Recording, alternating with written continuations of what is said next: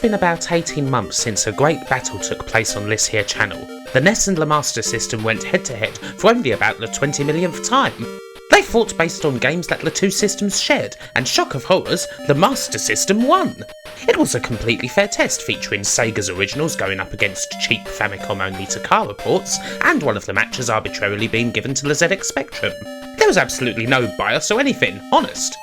Since then, the NES has been licking its wounds and begging for vengeance, and now that I actually have a NES, an AV Famicom to be precise, oh look at it, isn't it pretty? It's time for the two 8-bit masters to duke it out once more. What's the battleground? Well, I've decided to go for some sports games. I mean, I'm just in a sporty game type of mood, I suppose.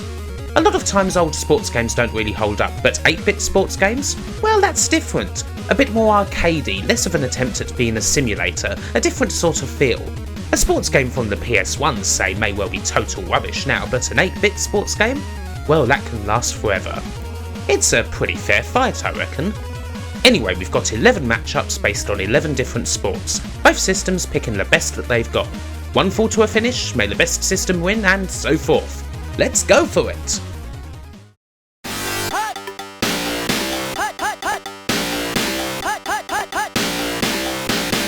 First up, it's good old-fashioned American football, which immediately allows the NES to pick one of its most famous titles. I mean, everyone loves Tecmo Bowl, don't they? It's one of the most nostalgic games around. The Denver Broncos, number 80 himself, Bo Jackson, perhaps the most dominant figure in all of 8-bit sports, with only Mike Tyson for company. I've actually never played this game before now, and, well, I've got to say, it's a pretty neat, fast affair. You only get 4 plays to choose from, but then you don't really need much more, and the action always keeps you on your toes, especially when you're constantly trying not to throw interceptions. The consequences for failing at Tecmo Bowl can be pretty brutal. The CPU is constantly plotting your doom every step of the way, and when you fuck up, there's usually no sorting things out. So yeah, lots of touchdowns. I'm not exactly the best at this game, and even as the Broncos I struggled to so much as get the damn ball to Bo, so yeah, that probably tells you a lot. Still, I can appreciate it for a lot of different things, including its quite awesome presentation. The Master System presents for us, well, it's Joe Montana Football. Probably more famous as a Mega Drive game, Sega's own brand football that offered some sort of side-on alternative to Madden. The Master System version of it is... well, I certainly do a lot better at this game than I do with Tecmo Bowl. I was scoring touchdowns left and right. However, that's not to say it's better, it most certainly isn't. It's just, well, quite easy and boring. The computer barely puts up a fight. You don't even have any control over kickoffs, field goals and punts, which just makes things even more boring. Perhaps the silliest thing is that you can see the opponent's playbook. You basically know exactly what they're going to do. Can you imagine that? It's just like having a spy on the other team. Still, Tecmo Bowl doesn't have any plays called Subdural Hematoma or Orville's Right or anything like that, so is that enough? Of course it isn't. Joe Montana Football isn't terrible, but it's very average indeed. Tecmo Bowl wins this hands down, first down, any way you want it. The NES is on the board.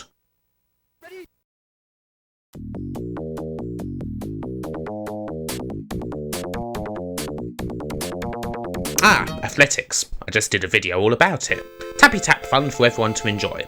The Master System goes up first and fields another Mega Drive port, US Gold's Olympic Gold, the official game of the 1992 Barcelona Olympics. I really like Olympic Gold on the Mega Drive, and I'm pleased to say that the Master System port is solid. It retains all of the events and all of the controls, and they aren't simplified in any way. Not that it's exactly a complex game to begin with, but still, hammer throw, 100 metres, diving and what have you are as good here as they are on there.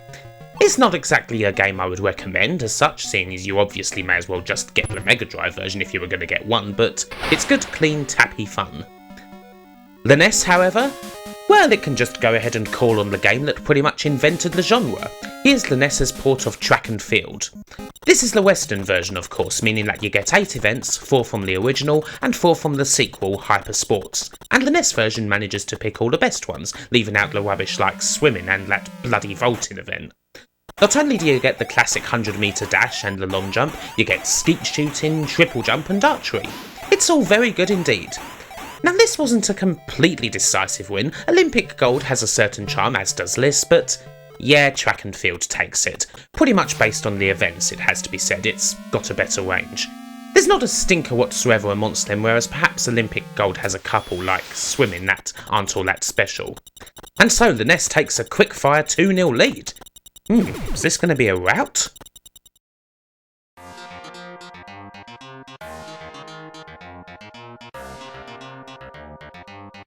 Up next, America's national pastime.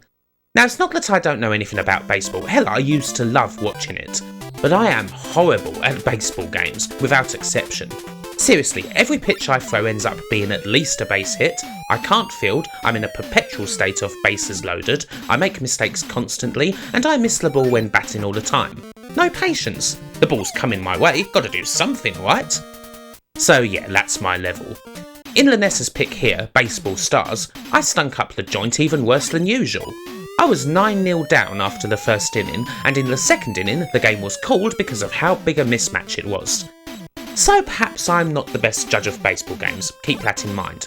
I can appreciate them, and I can certainly appreciate this SNK effort, a port from the arcades with absolutely brilliant graphics for the system and the 8-bit presentation you've come to expect, but yeah, I stink.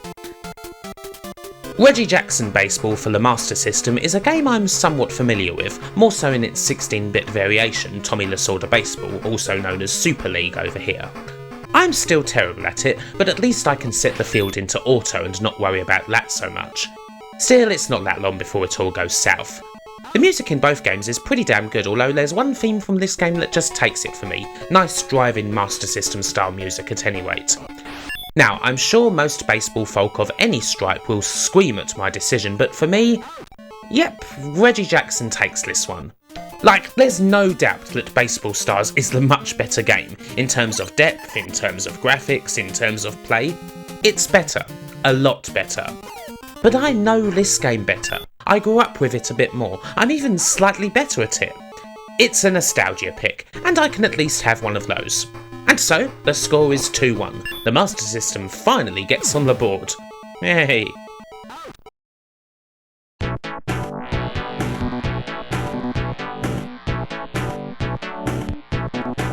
Well, it's time to go to court. Both systems have most certainly got game here, or at least you hope so anyway. The Master System pick this time out is rather arrogantly titled Great Basketball. Great being a prefix that was attached to a whole bunch of early Master System sports titles. Great Soccer, Great Tennis, Great Volleyball, Great Caber Toss, I don't know. The question is, does it live up to the name? And the answer is, in short, no.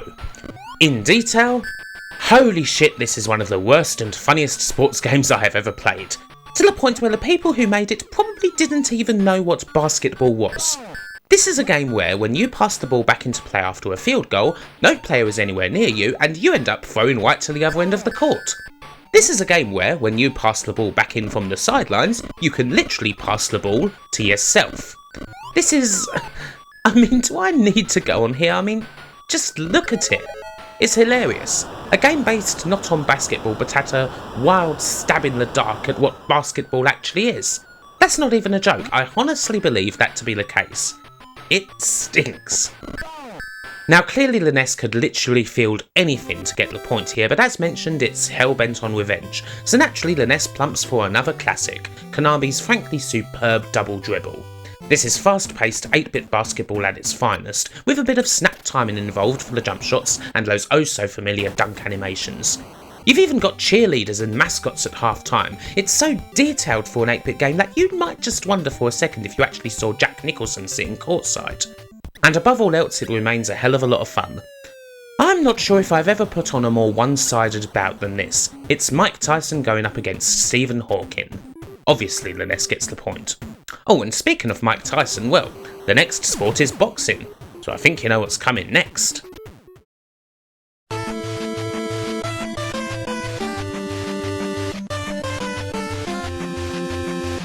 Or not! Ha! Tricked you. Now, this might again be the cause of some screaming. Why on earth wouldn't I pick Mike Tyson's Punch-Out? It's probably the most famous sports game and one of the best games on the whole freaking system. Well, I've not picked it because I don't consider it much of an actual boxing game as such. It's an absolutely brilliant pattern-based game and just fantastic in general, but I wanted more of a boxing simulation, which Punch-Out isn't. And and so I've gone with Data East's Rinkin, which is a bit more of a sim based on being able to move about the ring, circle your opponent and what have you. Now obviously 8-bit boxing in general is never going to be much of a simulation, and like in most boxing games of the time you end up winning this based on work rate, that is hammering buttons with reckless abandon. It's not a great game by any means, but there is at least the possibility of there being some strategy involved. There's defensive options, blocking, bobbing, weaving and so forth.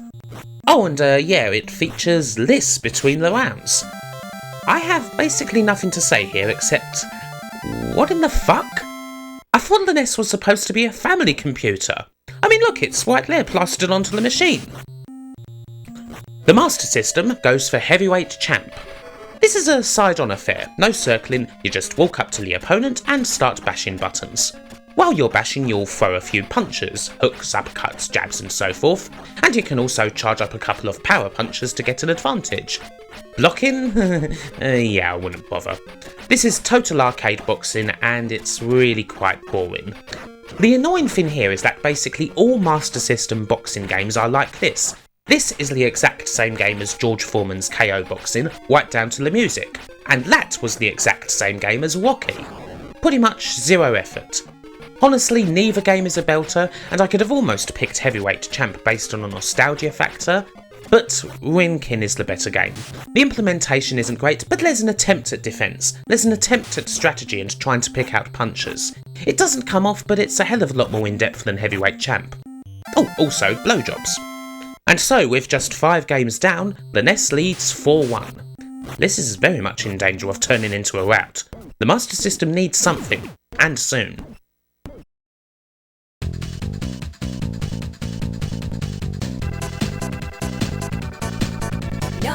Well, we've had American football, so now it's time to move on to good old association stuff. Best of British, soccer or whatever.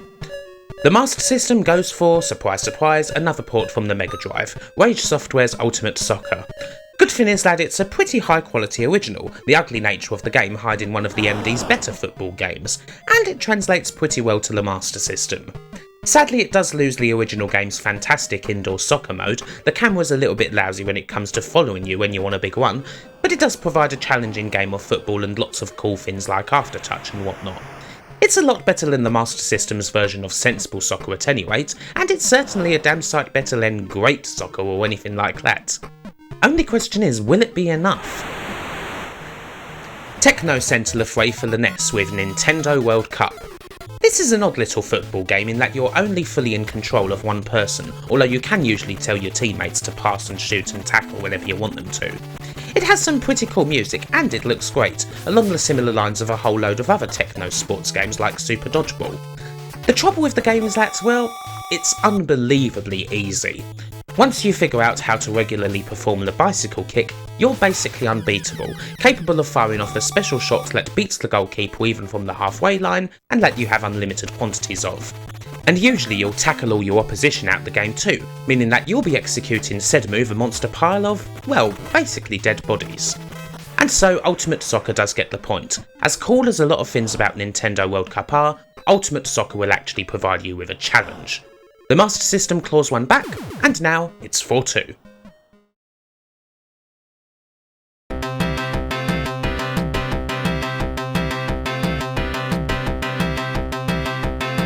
Time to relax with some golf.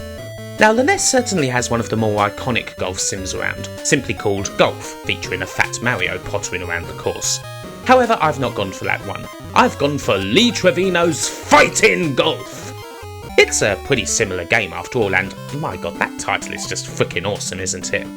You can play as Super Mechs and fight on a couple of courses, punching your way through water hazards, sand bunkers and difficult lies. Yeah, it's still golf, basically. It's not bad golf for an 8-bit machine, the sort of sports game that basically doesn't really hold up today at all because it's just a bit too slow and a bit too daft, and it's really annoying to constantly try and figure out the yardage that each club's capable of. Lee Trevino's Fightin' Golf, alas, doesn't quite match up to the title. The Master System, on the other hand, can provide a damn good effort here. It has a version of World Class Leaderboard, which was undoubtedly the premier golf sim of its time and appeared on a whole bunch of systems. It had the detail, the solid play, a bit of commentary, great graphics for the time, and fantastic courses. This is probably one of the first, if not the first golf game where you could just go and play at the likes of St Andrews. Leaderboard's Master System version is as strong as most of the others, to be sure. It's still golf, of course, and it may not be all that enjoyable for you in any case, but it's definitely the best on the Master System. But is it better than Lee Trevino's Fightin' Golf? Title aside, yeah, it certainly beats it in most areas. It's just a more engrossing golf game on the whole, and it feels faster too. So the Master System gets 2 on the bounce. We're at 4-3. Is the comeback on?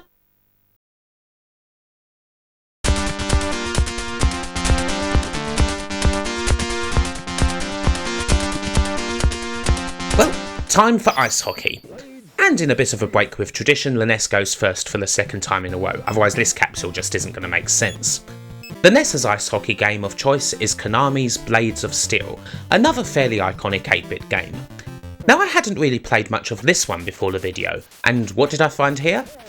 Simply put, I found one of the greatest sports games I have ever played, and undoubtedly one of the greatest games on the whole system. Blades of Steel is something else. The presentation is legendary and top-notch. The play is fucking maniacal. You constantly need a third eye, whether it's to put the puck into the net or to keep the damn puck out. The constant fights, those unbelievable close-up duels between goalie and attacker, the occasional screamer of a goal. It is everything you would want in a sports game. And this is just against the freaking computer. There's a multiplayer mode too. Before the NHL series truly hit its prime, there was this. Blades of Steel. What a game it is. I have no trouble saying that it is, by a mile, the best game featured in this entire video. Nothing even comes close to it. We'll likely be seeing it again in a full video at some point. Needless to say, the Master System has a pretty tall order here, and it's no surprise that their effort, Slapshot, can't hope to measure up. Indeed, with a similar view and somewhat similar mechanics, Slapshot can't help but feel like a pale imitation of Blades of Steel. It sort of knows what to do, but can't execute to the same level, and the bare presentation makes it quite dull. Even those little animated cutscenes when you score, yeah, they don't quite cut it. Blades of Steel absolutely runs through this game, leaving it mangled and in the hospital, in the good old time hockey way. The Master System's streak is cut off brutally, the NES is now 5-3 up with just 3 games to go. One more win, and this tie is settled.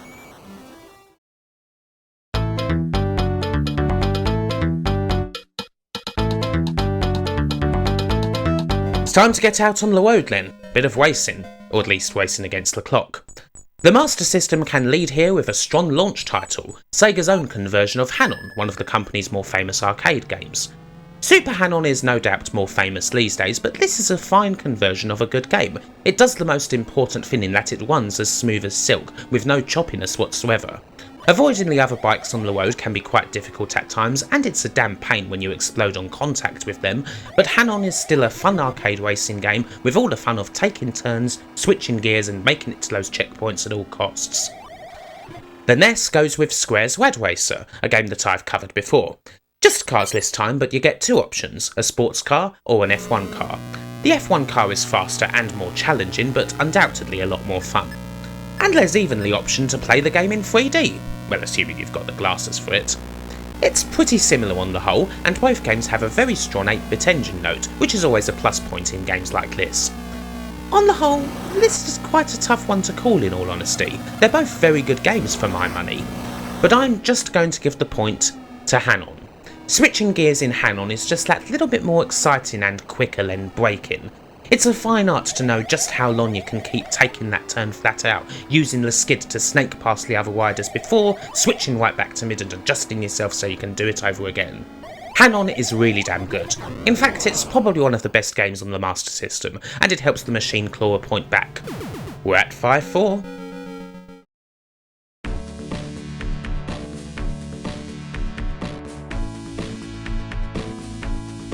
Onwards to a wholly different type of court. It's tennis time. Now, I love tennis games, even if I've never quite managed to find one that's wholly satisfied my tennis urge. But we've got 2 fairly good ones here. The NES effort, Jimmy Connor's Tennis, is a late period title and quite unheralded, but it plays an okay enough game. It's all about baseline rallies and slowly getting your opponent into the right position. It's always a plus point when a tennis game allows me to largely stay at the back of the court because that's where I'm most comfortable. The music is annoying and the presentation sure as hell isn't any good at all, but it's not a bad game of tennis. The Master System's effort is Wimbledon, yet another Mega Drive conversion, this time of what's probably the best tennis sim on the said 16-bit machine. And this port of Wimbledon? It's a doozy. This is a difficult and fast game of tennis. Seriously, it's like the speed has been doubled from what you'd normally expect in a game like this. Thankfully the players move fast too, so it's not impossible to actually reach the ball. The result is pretty damn exciting. I really enjoy the quality of the tennis here, how satisfying it is to hit that passing shot. It works a treat. Both games are solid for quite similar reasons, and both even share some faults like shitty presentation or horrible music, for example. But the speed of Wimbledon means that, yep, it wins the battle. And shockingly, the Master System has managed to pull it back against all odds. With just one game to go, the scores are level at 5 apiece. Well, there's only one place where this can be settled.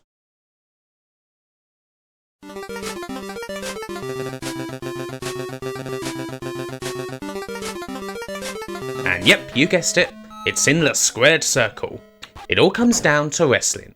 Yeah, whatever, not a sport, blah blah blah, it's packed with enough action to count.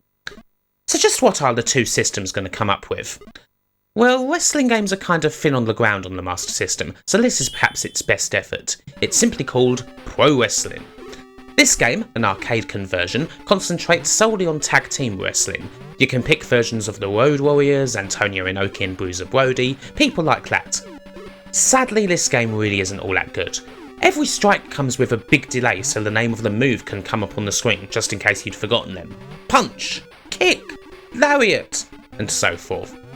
And there doesn't seem to be any actual, moves. No grappling or anything like that, which just makes the whole thing a punch-kick affair with occasional clotheslines. It's just not all that good a game, truth be told. A disappointing final effort from the machine. The NES can go with a few here, including another quite famous game that's also called Pro Wrestling. But here we've got Tecmo World Wrestling, which is a bit less well known and actually quite good indeed. Once again, you've got fake versions of famous stars, mostly Japanese ones. There's Inoki, Tiger Mask, Wiki Choshu and a few others. The action is backed by awesome music, and there's actually a respectable amount of moves for an 8-bit grapple fest. Lots of tie-ups, various suplexes, a pile driver, a backdrop, and a big cutscene for each wrestler's finisher. The result is some seriously dramatic battles. You even get a running commentary through the whole thing. It's only in text form, but geez, in the 80s such things were practically unheard of. And of course, as you might expect, it's more than enough to beat Pro Wrestling on the Master System. This game is better in every single department. The NES gets the final, decisive point, and the battle is over. The NES wins, 6 points to 5. So there you have it. No accusations of bias this time around, the NES wins. The Master System did make a pretty damn good fight of it though. It went up against the best sports games that the NES had to offer, and it only lost by a point when up against some of the best and most well-remembered sports games of all time. But what a library it is, folks. Even I, as a thoroughly committed Sega fan, have to stand in awe of how good the NES does sports, and that was perhaps the big difference at the end of the day. Aside from perhaps Lee Trevino's Fighting Golf and Winkin, all of the NES's sports games have totally held up.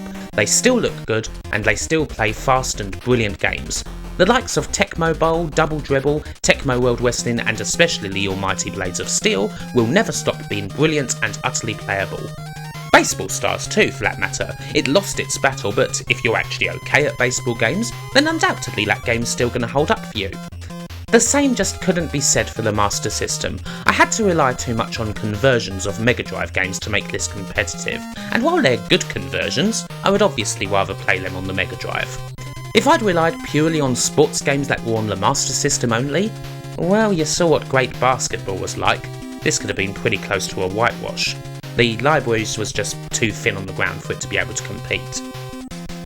And so the NES gets its revenge. I guess that at some point we're going to have to do this sort of thing for a third time and have a bit of a rubber match just to see who the true winner is. Well, so long as I can fix it so the Master System has a chance of victory in any case.